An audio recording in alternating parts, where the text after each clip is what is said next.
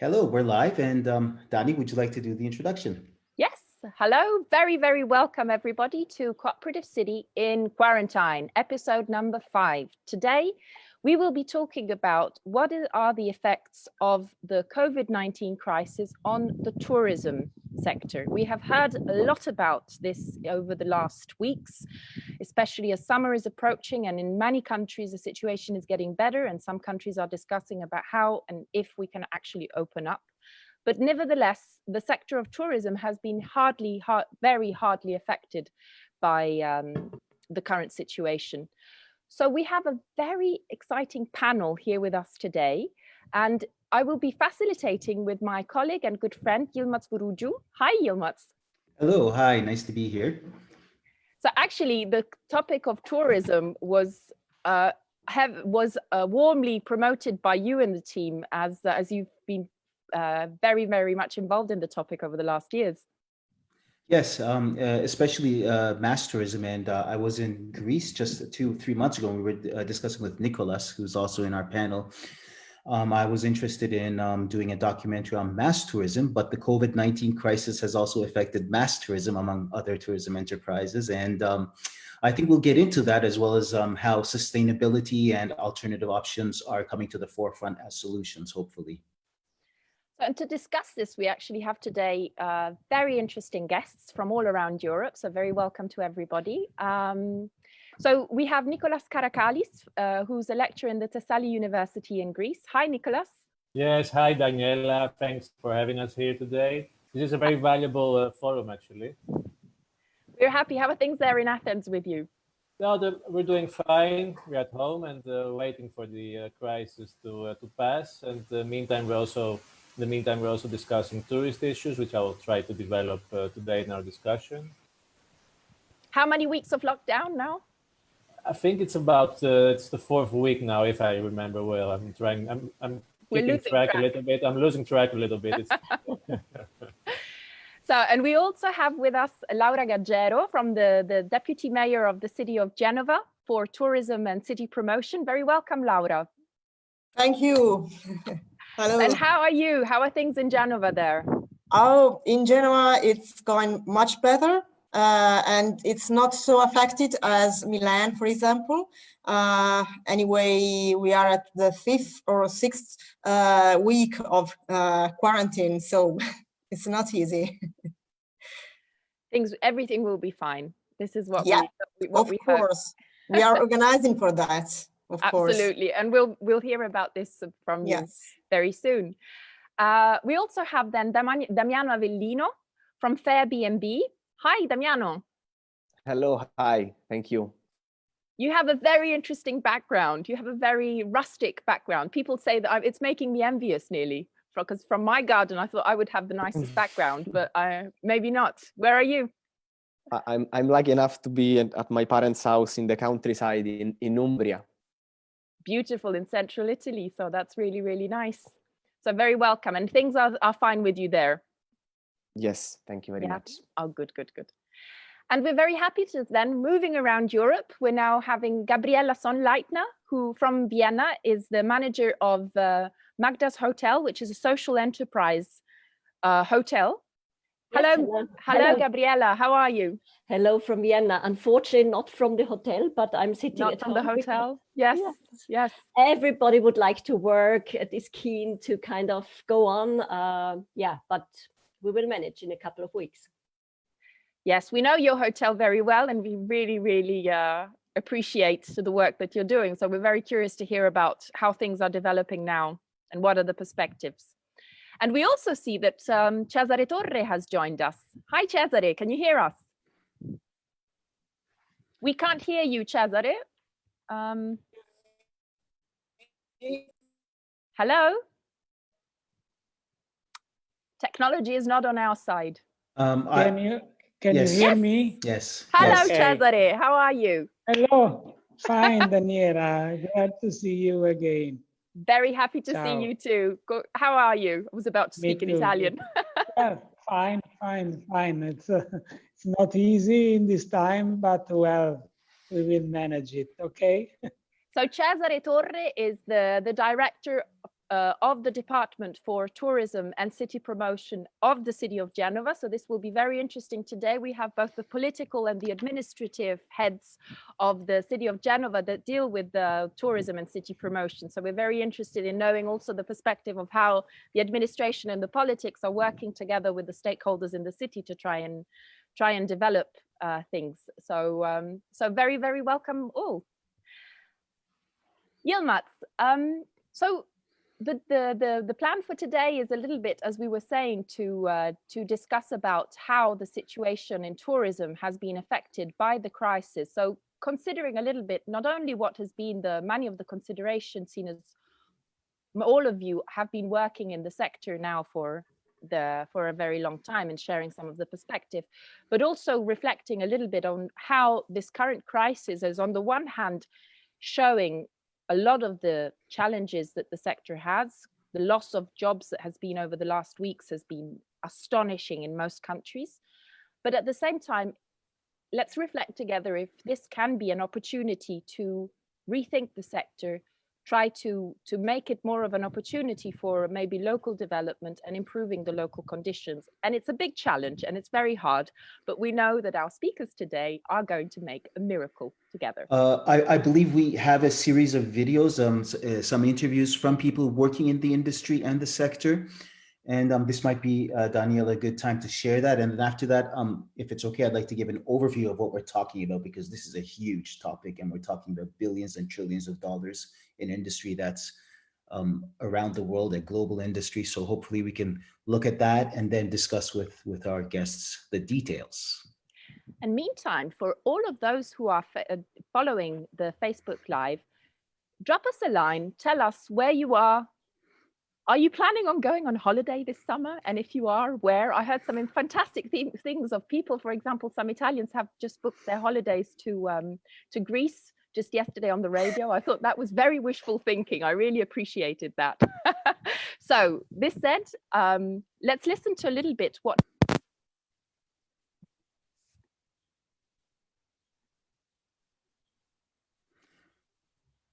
So Daniela will be playing now the video. We're waiting for that. Hopefully technology will be on our side. There we go.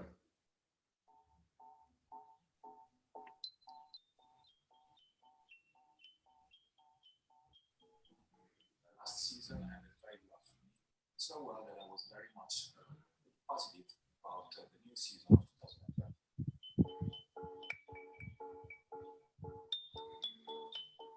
We have clients from the travel and hospitality industry. These were the guys that were firstly and heavily hit by the COVID-19 crisis.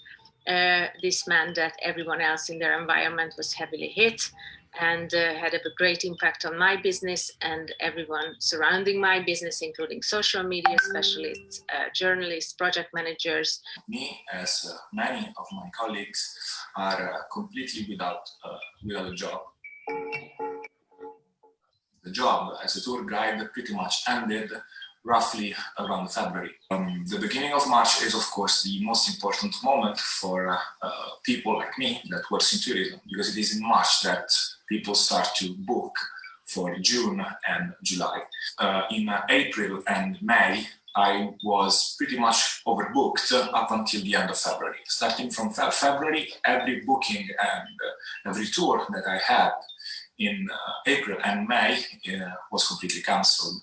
Hotels, tourist offices and all tourism industry places closed down, except for those who or that reorganized themselves. Some of them needed to immediately shut down to ensure that this impact on their cash flow is limited as much as possible and they survive financially. Many of the businesses were investing their reserves heavily into improving their services, improving their facilities. And now, of course, they had to shut down. So this is quite a financial burden.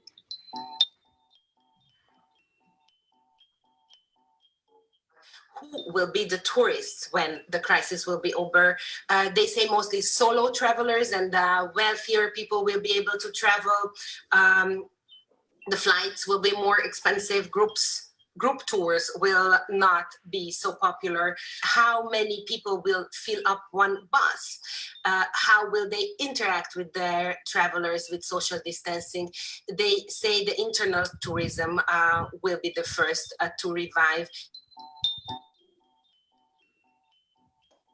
Lack of customers does not mean that you should stop thinking about the community that you're operating in. So future customers, in fact, will judge you on the basis of how you behave towards your employees, towards your environment in a difficult situation like this.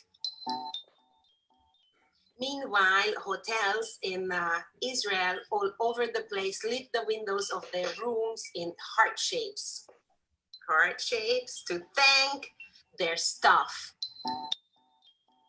We will be ready again to open and to welcome every single tourist that will come in my beautiful city and my beautiful country.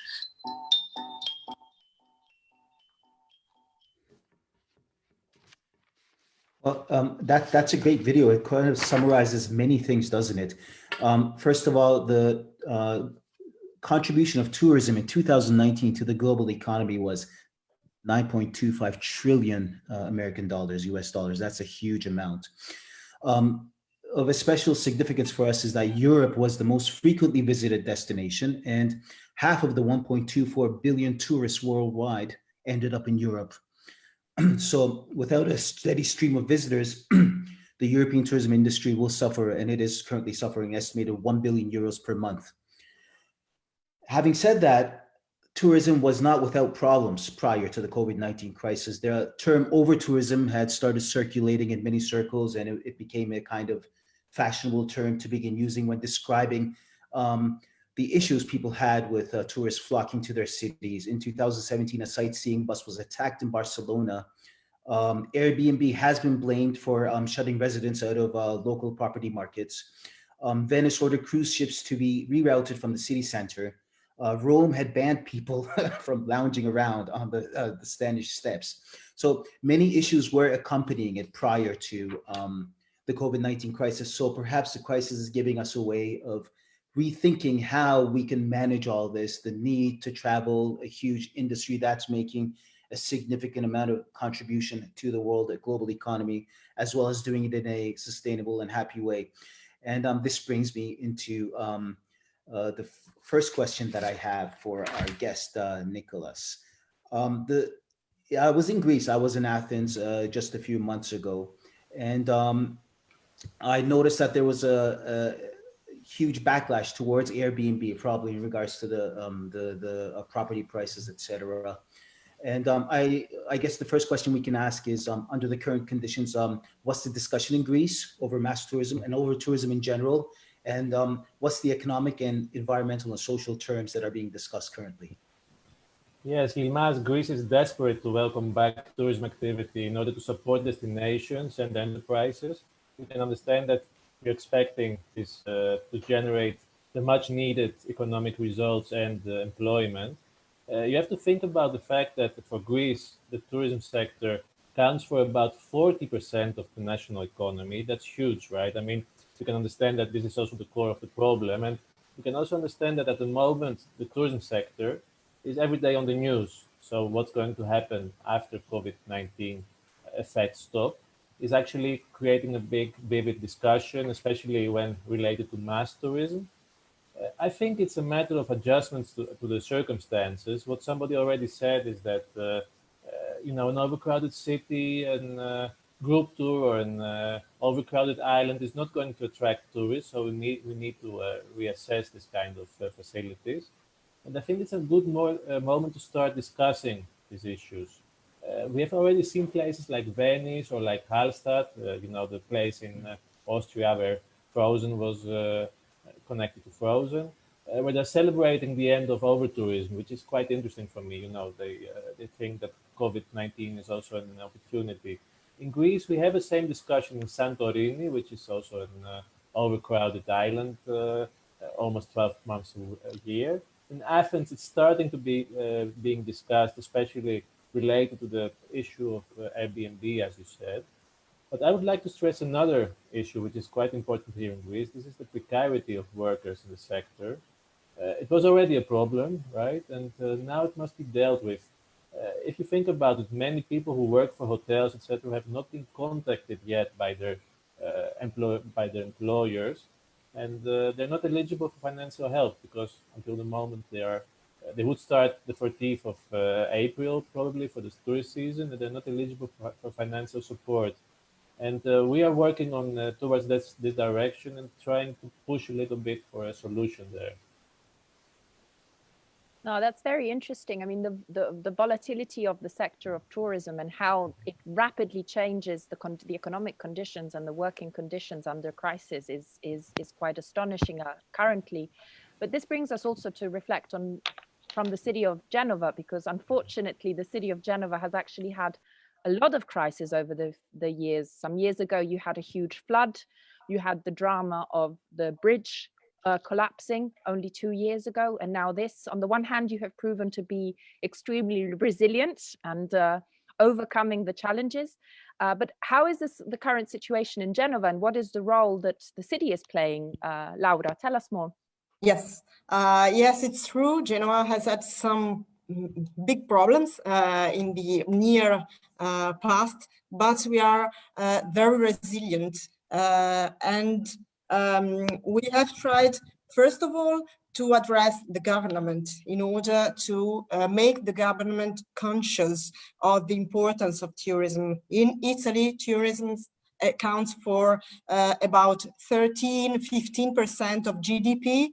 And in Genova, tourism accounts for 20% of the city GDP. So it's really important for us. And also the government has to take into account this in order to help the business to recover. But at the same time, we have prompted the reaction of stakeholders, of hotels, of the aquarium of Genoa, of the cruises, and everybody. We have created a huge roundtable with everybody, and we have spoken in terms of actions to take from now to the reopening. And so it was really a very positive way of addressing the situation. And also every stakeholder was very positive. They shared with the administration proposals, perspectives, and so on, their professionalities. And so we are really recovering, and we are starting all together. We have made a huge team of professionals out of every stakeholder. So this is really very important. And in terms of sustainability of tourism, the city of Genova has always been forward and on this theme. We are leading a European think tank on tourism in order to have a sustainable development of tourism in our cities. And so this is really a topic on the agenda of the administration. Because this year also you're involved in the Urbact project on sustainable tourism. Yes.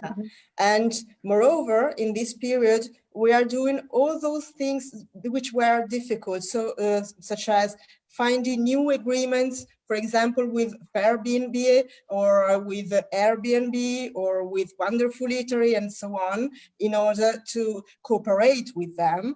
And also agreements with our cities. We are doing an agreement for a cross promotion with Milan, with Turin, with Parma, and so on, with Venice. So we are working together also as Italian cities in order to promote altogether tourism.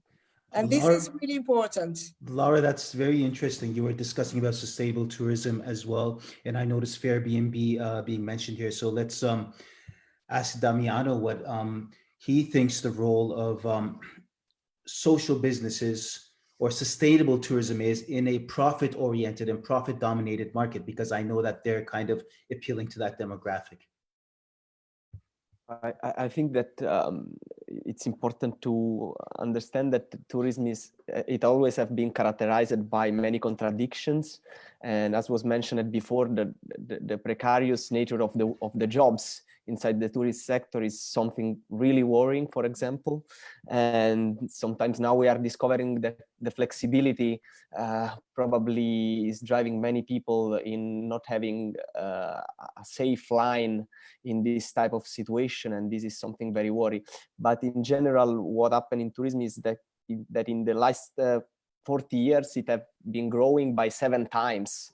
So naturally, it created many problems, and it has been growing so fast that clearly have been unsustainable, no? And so, but it's a sector that accounts for 10% of the global GDP. So it's something that also brings value to the people. But the role of sustainable tourism is really to go and understand how to keep the value in the territories, how to make sure that this value doesn't go only in the pocket of few, but it creates shared prosperity from a social point of view.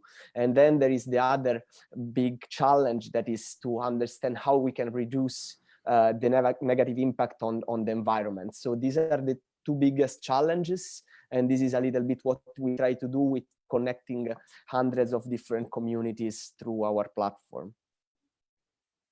No, that's very fundamental. And I think what is interesting of what is emerging is, on the one hand, the difficulties of the sector and the crisis that the tourism sector is undergoing, also because, as Damiano was saying, the fragility of it. But on the other hand, I think it's quite interesting how the solution is actually to try and promote further cooperation on the local scale, as Laura was telling us from Genova, but also on a national scale. So also thinking about the fact that we cannot solve the issues alone and isolated, which I think brings us also to what I would like to ask Cesare. Cesare, you have been working in the city of Genova for a long time, and we know that you have been working over the last years on international European cooperation projects, funded also through the Airback network, as Laura also was mentioning, over the years. And you have developed a network of stakeholders which is actually formalized and organized. It's not only about an informal network, but it's actually structured in a way that it's a stakeholder group that works together in promoting the city in good times. And can you elaborate a little bit? How did you develop this, and how do you think that this is being addressed at the moment under the current crisis? How are you developing the think tank with the local stakeholders? Well, we have different tools from this point of view. As Laura said before, we have gathered just a few days ago all the most important stakeholders. So categories, unions, Chamber of Commerce, tourist guide, and so on, in order to think new opportunities, how to create a new touristic environment in the city, how to create the idea, the communication, the message of a city which is safe, which can offer different opportunities for a visit, but also we are working with the tools that you mentioned with the Urbact, so the ULG and the social media team, in order to coordinate also the communication on the city in this direction. But we are working in this period also with the cultural enterprises, because you know that on the other side, we have strong connections with the cultural production of the city, so festivals, theaters. And from that point of view, we are going to think another dimension also of the cultural offer, which will not be anymore focused on the quantity, on the big numbers, but for example, it will focus on the production of new kind of festivals, new ways of visiting the city, new ways of creating cultural products which will be more suitable for the digital tools. For example, for the web, we are thinking to create in this period a platform for theaters and festivals where the festival will be able to present their production since they will not be able for the next year, I think for the next month and probably until the end of the year, to present in the traditional way in their theaters or in their festival, but to produce new kind of products suitable for the web platforms. Well, that's very interesting that you mentioned the municipal level and the changes that are being done on the municipal level to promote sustainable, ethical, ecological tourism. In this regard, I think Gabriela and the case of Magdas Hotel is also a very interesting one. I'm in Vienna myself too, Gabriela, and from January to November 2019, the total income of hotels in Vienna exceeded anything before, up to 904 million euros. And what is the role that Magdas Hotel is playing in this? And as a kind of socially minded enterprise, what is it that you're hoping to contribute to the tourism industry in Vienna, and also as an example, I guess, throughout Europe?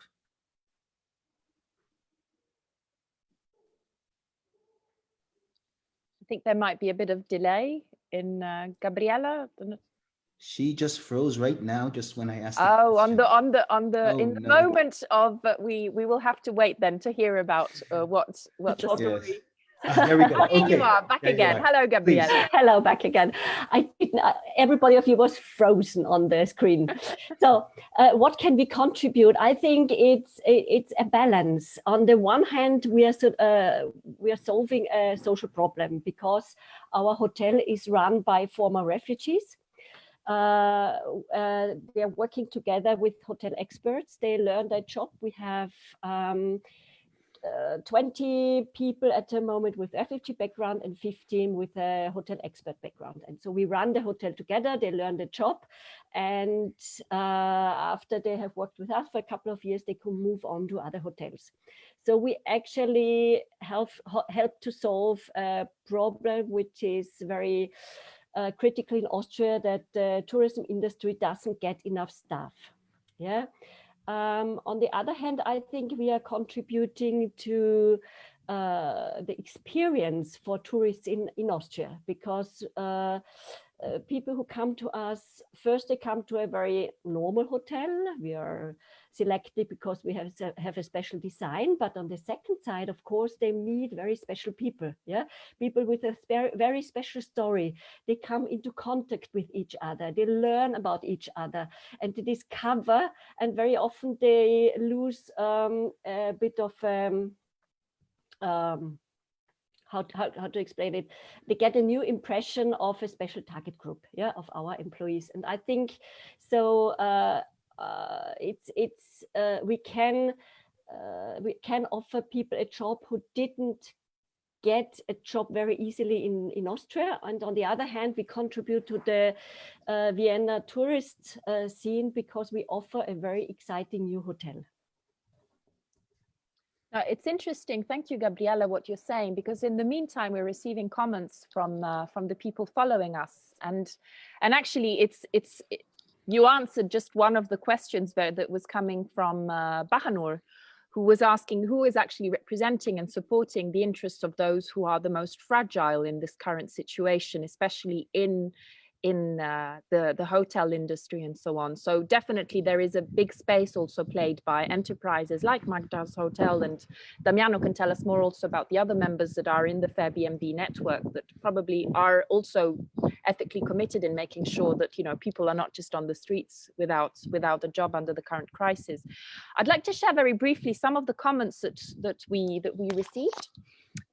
We got a comment from Carmen in Spain that was also commenting about there is, for example, a situation in some parts of the Spanish coast where additionally to the current COVID crisis, there is also floodings given by climate change. So I think, as we were saying from the experience from Genova, just sometimes when you have unfortunately a merging of crisis, and how do you make sure to be able to be resilient, especially in a tourism like especially in a sector like the tourism one.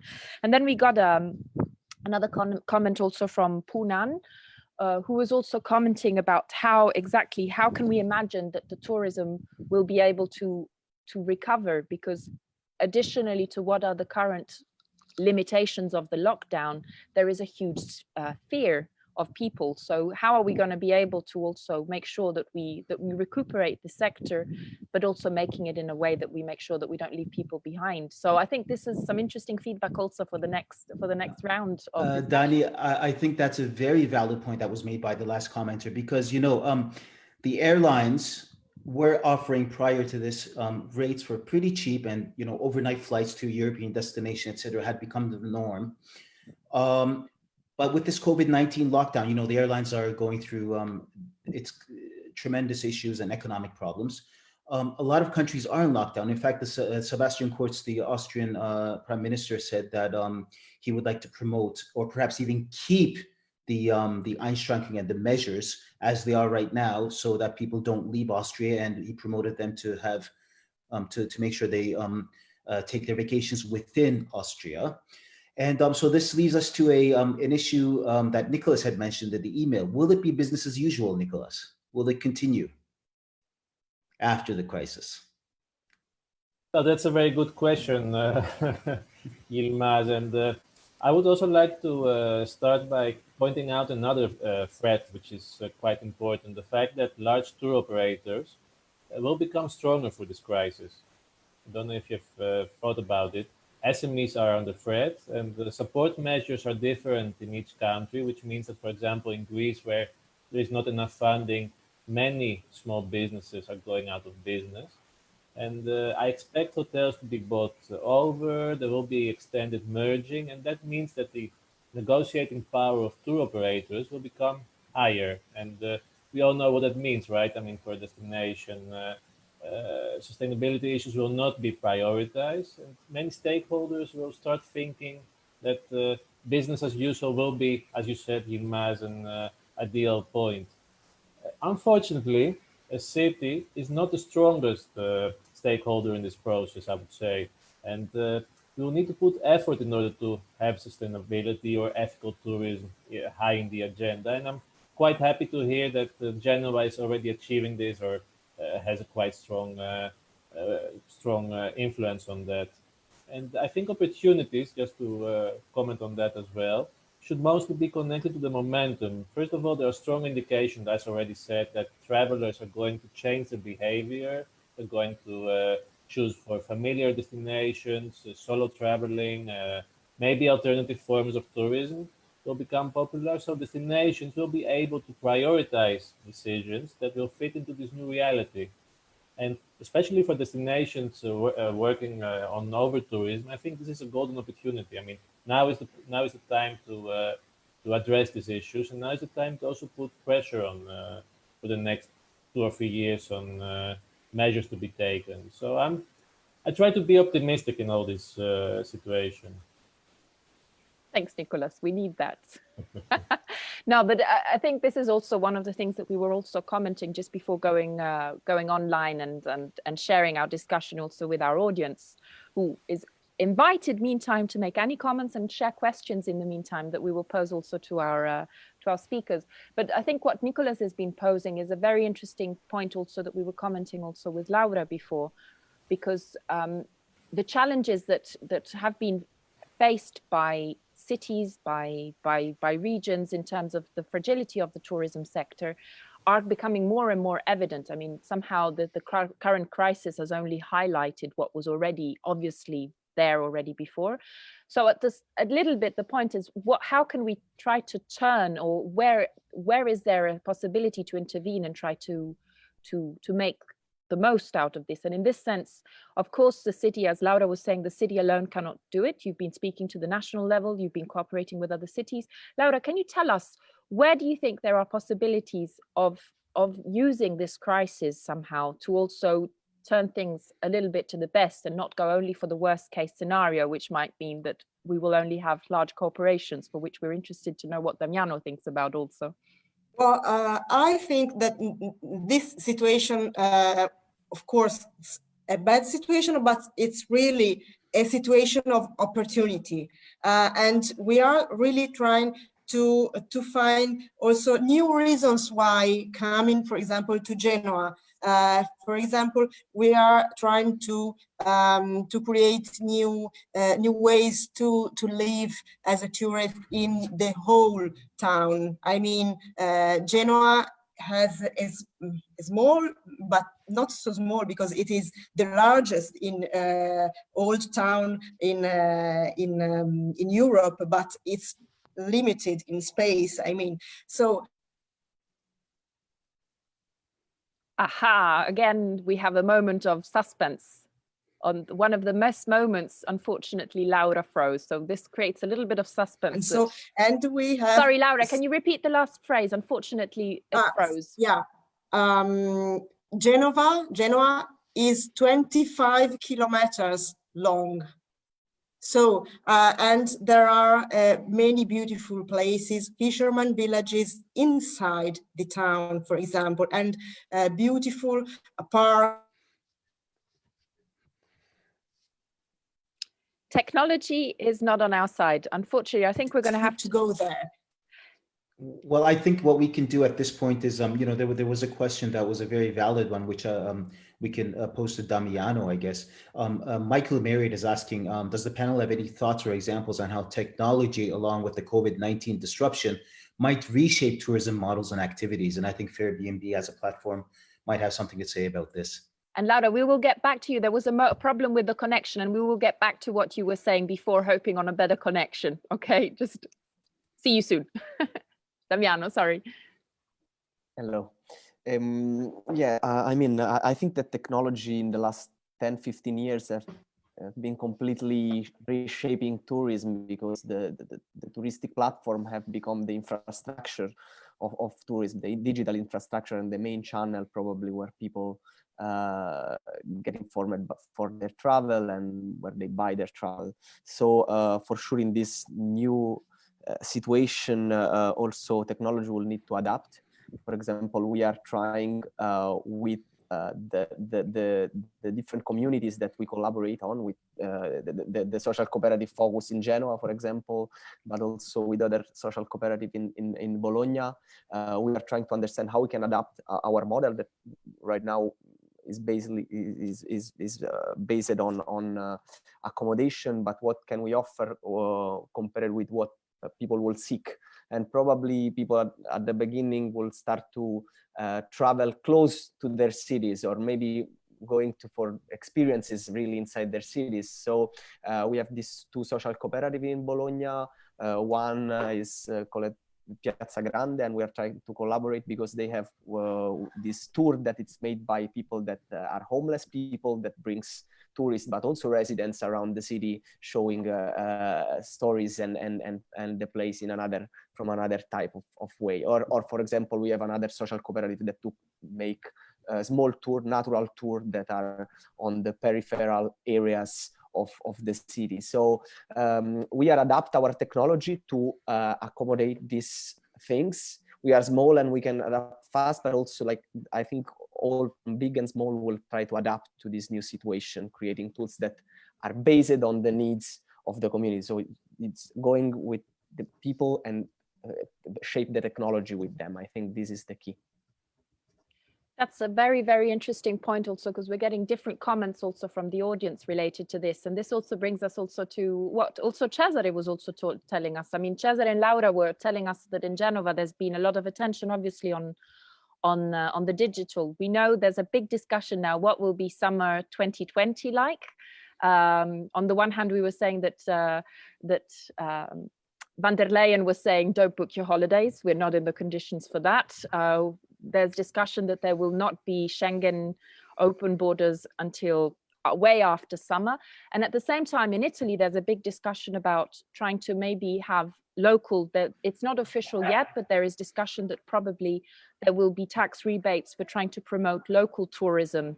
So maybe more regional tourism over the summer. So summer 2020 will probably be a little bit more local, which is can be an opportunity also for trying to promote this more sustainable and ethical tourism we're talking about, trying to support also maybe smaller enterprises in your regions. So Cesare, in Genova, you've been working over the last years, and you were telling us also about the digital tools and the digital services that you're trying to set up to promote the city of Genova also this summer. Can you tell us a little bit, what do you think will be summer 2020 in Genova, and how are you trying to promote it as a city to try, under the current conditions, how is it possible for you to promote it? Well, as we were saying before, we believe that the new frontier of sustainability will be in the next times to be safe and secure for health and from the point of view of this new kind of tourism that we will face. So we are now working and planning our communication and marketing strategy in order to be ready when the situation will enable us to begin again to communicate the city, the brand of the city. We will communicate for the most part from the second part of summer, and then from autumn and for autumn and winter. A city which will be safe and secure, which will welcome people, offering different ways of approaching our city.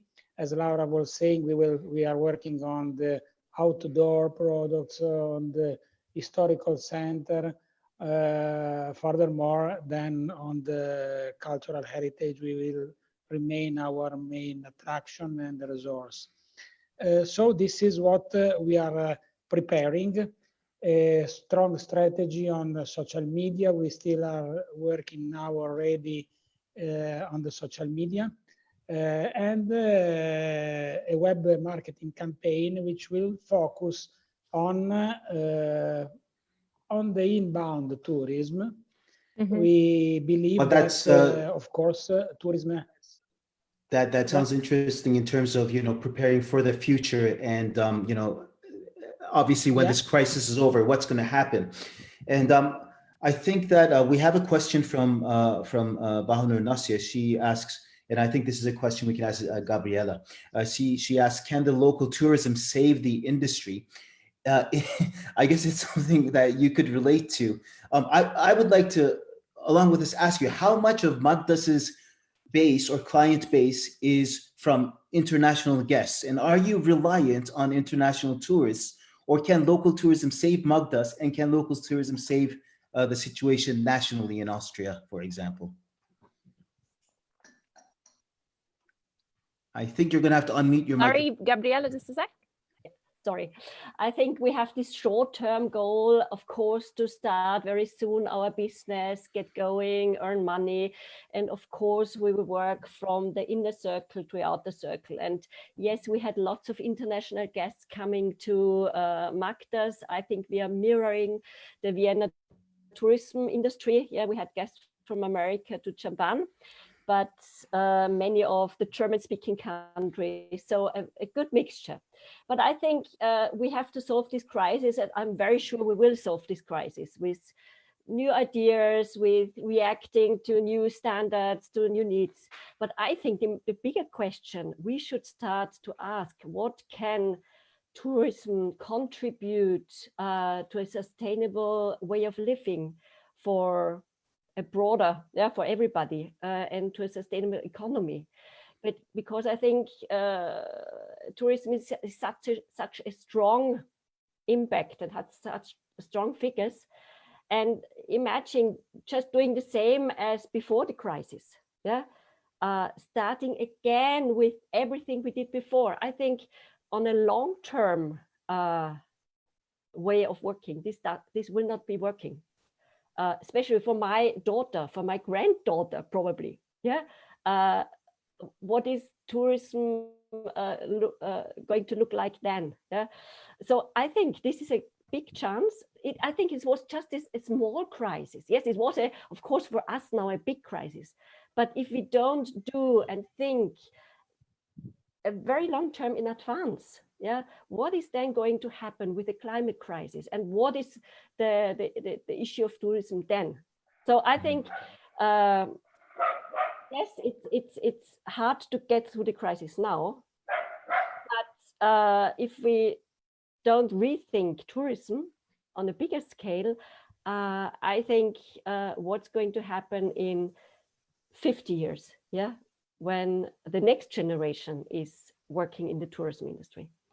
I think that's a really, really good point, because this, sorry, Yilmaz, because this actually brings to just one of the questions we're getting from the audience. There's Pedro in Lisbon, who just was asking what your Gabriela were talking about, and I think maybe we could open this question up also to the whole panel to get also feedback from the others, because Pedro says in most cases touristic services have small revenue models and profit, and they face fierce competition, especially within larger cities. How cities can offer way to support these businesses financially in short term with liquidity, and use this pandemic to create mechanisms for a more sustainable, local and authentic approach to tourism. Could you give some examples? From the others, also from Nicolas, Laura and Damiano and Cesare, do you have some inputs that you would like to share in this direction, that you also connected to what Gabriela was telling us about?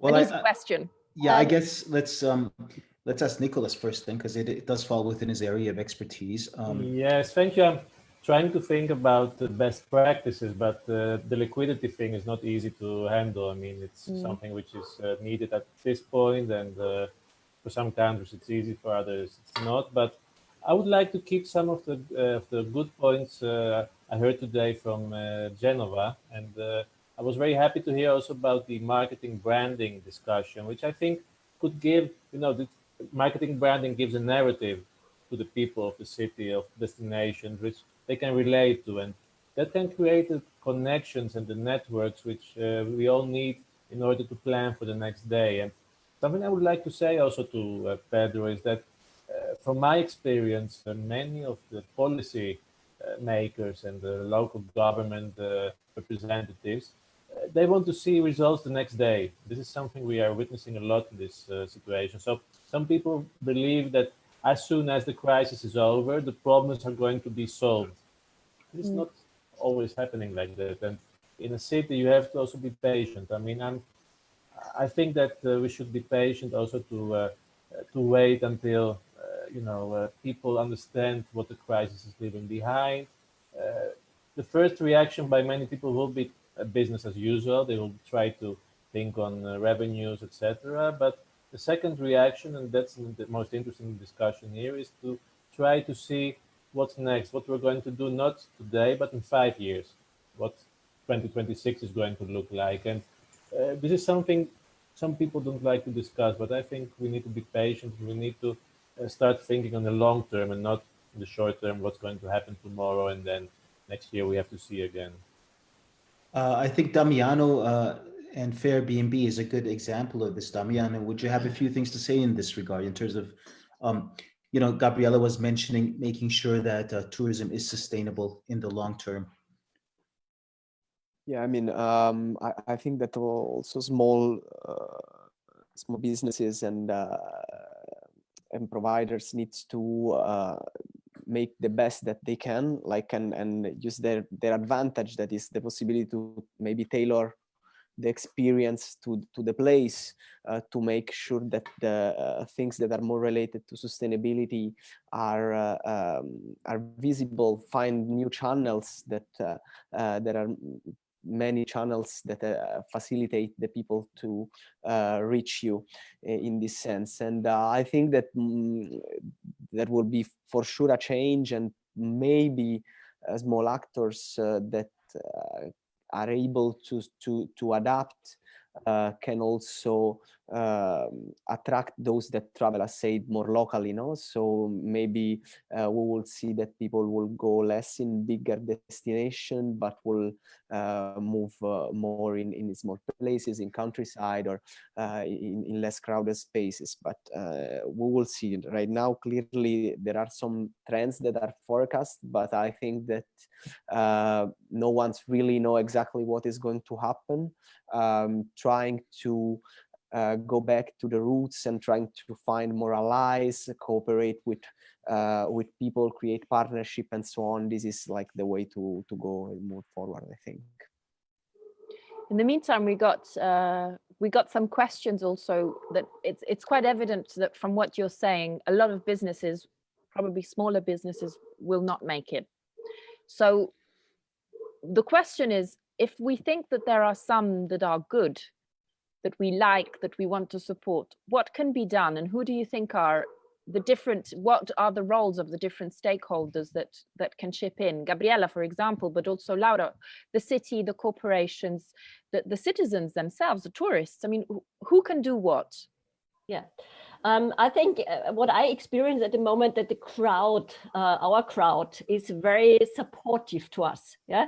So, for example, if they don't come, we don't have to pay back the money, but they say, well, keep the money, we will come later. Yeah. This is just of great help. And you see, they have such a strong connection. Or I observe with other small tourism businesses, they create crowdfunding campaigns just to get over this difficult period. Yeah, and I think this is, yeah, on a very small scale. This will not work for everybody, but I think be creative, include the crowd, include the friends, include the guests, because as you said, they will want to come back to your restaurant, to your hotel. Yeah, they don't want to lose this if they love you. So I think the connection to the small companies is quite deep, and make use of this connection. Go ahead, Laura. I would like to add, because you asked me also, I think that what is happening now is that people are creating a new sense of community, also in business. And as Gabriela was saying, so stimulating this new way of doing business in a more ethic way and with a greater sense of community, this is really important for the future. And of course, as Nicholas was saying, business will be completely different. It will be another business, not usual business. I mean, it will be another world after COVID-19. So we don't know which will be the new rules, how the business will be, but if we manage to keep this ethic, this sense of community in our business, I think that this will be more positive, I mean. Thank you. And I think this is also some of the speakers. I mean, this is something that you all speakers also brought up very, very strongly, especially for those who are smaller. If we don't want the worst case scenario, like Nicholas was saying, that all the small businesses are brought up by the larger corporations, then the fact of making the added value of the smaller enterprises embedded in their territory, in their local community, is fundamental. And I think, Cesare, would you also like to add some words? Because your video sometimes comes and goes, but we know you're with us. Would you like to add any words also from your perspective from Genova about this, about what is the added value of also all the smaller enterprises? Because in Genova, a lot of the touristic tissue is made by smaller players. Yes, this makes more and more important the cooperation and the synergy between city administration, local stakeholders, small enterprises. I think that will win the destinations who will be able to adapt themselves in the quicker way to the new situation that after this moment of high crisis we will face. Adaptation and to be adaptive, to be resilient will be really important. From our point of view, as I was saying before, we are preparing ourselves to communicate a city which is open to welcome people. I told safe and secure. I told a city which has the sea, which has the sun, the Mediterranean. So a new idea of tourism for us, which is will be more focused on outdoor.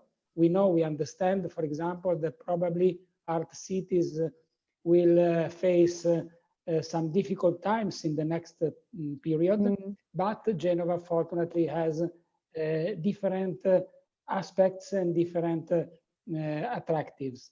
I could Moreover, definitely advocate for Genova. I will be if the holidays will be local. You will see me this summer with my hat coming to Genova, so you can count on me as one of the tourists coming. We wait for you. We wait. You know that we always wait for you. Genova is an amazing city, and for those of you who haven't been, that's definitely a place to go to. And it's not one of the. It's one of those precious pearls that you don't necessarily that are not overexploited. So you can really have the feeling that you're really discovering a magical place. So I can definitely invite. We will be having probably local holidays for those of you Italians or more or less local that are there. Absolutely make the use of it. But I think what Cesare is saying that is very interesting and connecting also up to what Gabriela was saying is that if we want to, I think Cesare highlighted the fact that it's going to be a matter of how fast you are, because a lot of the enterprises are already struggling. So if we want to find a solution, it has to be fast and it has to be innovative, because in order to be able to be evident and to come out of what the current situation is, it's going to have to be something that is quite striking, quite innovative. And this is not very easy, because sometimes we also have an issue of, as you were saying, some companies are not very digital, some companies might not be very young. So to be able to, the management might not be open and ready for innovation. But this is probably where the city administration, the corporations and so on, also the representative of the businesses can probably also help to give the tools. And again, I think Genova has done a lot of work in this, and probably Fairbnb is probably also doing some work in this. So I think we're heading towards the end. It's been a very rich discussion, and I'm sure that we would probably be able to raise some more issues. And we also got some more comments from the audience, and I hope that they will forgive us for not reading all their comments and questions to you right now. But we will be able to anyway maybe pose them in a second moment, maybe also via email. And you will be anyway sharing all the information about the speakers that you anyway find already online, because you know, when you're planning your holidays, if it's not summer 2020, it's going to be summer 2021. So you know, you definitely try to book your holidays in a more ethical and sustainable way. Yilmaz, that was quite a lot of input coming out from today, yeah? Yeah, I believe so. I liked how it ended on a positive note, despite all the gloom and darkness that's been surrounding us lately. And I agree with you, Daniela. The point here is it comes down to individual choices. And if you do have that opportunity, and be responsible, try to book places that are responsible and are ethical, and slowly that will make a difference in the landscape of tourism, hopefully. Now, this is very, very relevant. So before we have a reading for the closing, some of you who might have been following our previous episode know that we like to have a bit of a reading and a bit of a happy closing. We'd like to just try and, it's been a lot of stuff. You know that there will be an article coming out in the coming days out of the highlights of the discussion of today. I think I personally bring home the fact that there are a lot of risks, especially of small businesses closing down, but that timing, liquidity, but also innovation. And I think having innovative ideas maybe is something that we don't have to only rely on the national governments to be able to come up with this, which is anyway, the liquidity is fundamental. Let's not underestimate this. But there is space also, for example, for people that are coming maybe from the private sector, that are tourists that want to support these businesses that can maybe contribute also to those businesses that we like. And this is the role where Fairbnb, where the city administration, the cooperation between all the different stakeholders, not only at city level, but also on a wider network, international, but also national and local. So I think this is something that is an important learning from us. Yilmaz, what were the learning points for you from today? What do you bring back home in your suitcase? What do you bring back in your suitcase? Yeah. Well, I basically it helped me cement the point that the lifestyle and the understanding of tourism that we had previously is and was not one that could be continued and that was sustainable. And hopefully this will help us create better options. But also the roles that various stakeholders play in this is crucial. And I'm hoping that with this COVID-19 crisis that we can find a way out of it in a happier, sunnier, better, and more sea, hopefully, world. That would be my take from it. And I'm also seeing that a lot of businesses were not sustainable, and that's coming out now. But I'm hoping that the marketplace is, of course, not flooded by mega corporations once more, and that the sustainable businesses continue to flourish in this environment. And I believe Stefano has joined in, but I can't see him. Hello? Ah, there you are. Yeah. The man of the hour. Didn't want to interrupt, sorry.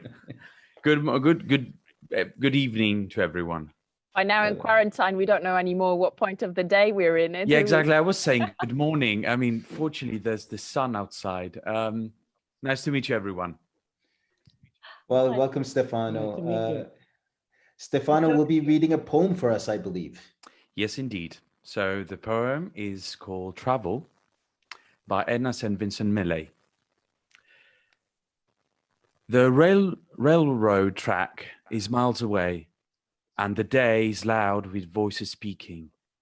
Yet there isn't a train goes by all day, but I hear its whistle shrieking.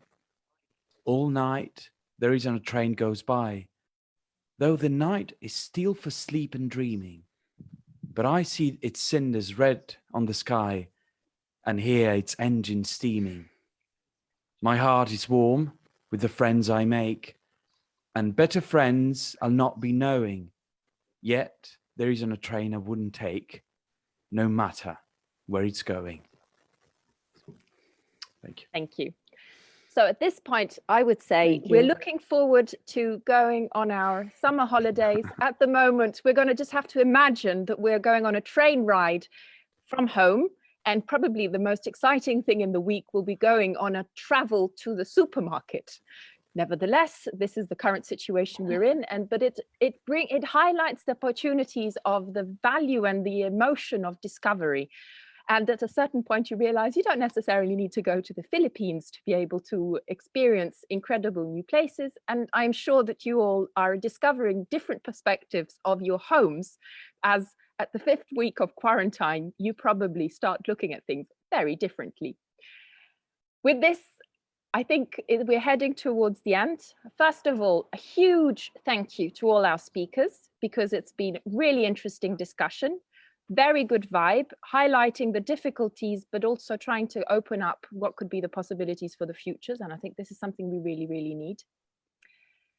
A big thank you to all the audience who has been very active in giving questions, making also critical comments, critical questions, but also a bit of fun jokes and so on. So I think that's always a good attitude. Keep the discussion lively. We'll be here. A big thank you also to all the Utopian team.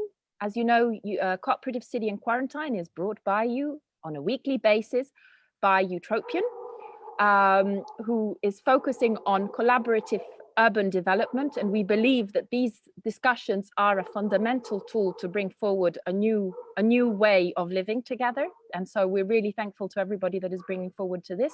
We would like to say thank you to our partners, Urbact, the network of European funded network of cities around Europe that are developing urban sustainable development, and Open Heritage, JCO, Place City, who are helping us in putting together these episodes.